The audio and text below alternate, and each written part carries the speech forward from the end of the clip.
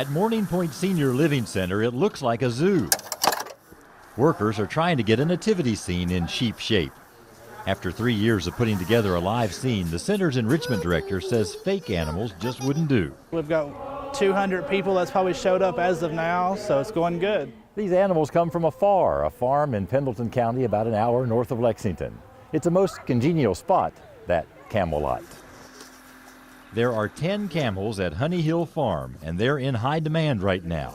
But they're just a small part of the population, which becomes quickly evident at feeding time. It's over 500. We have over 100 goats and they all have names. We have 40 sheep and they all have names. I can tell you each and every one of them's history. There are also llamas, alpacas, donkeys, cows, turkeys, ducks, and rabbits, and pigs that act like dogs. Sit. Good boy, good boy. Sally Powell got into the petting zoo business 26 years ago when she had just one goat, 2 donkeys, and a pony. She would take the animals to schools or festivals a few times a year.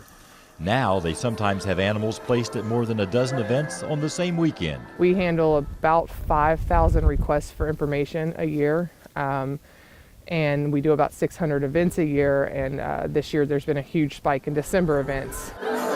Sometimes the animals will work a long engagement, such as the petting zoo at Kings Island's Winterfest, or they may work just a couple of hours, like at this nativity scene.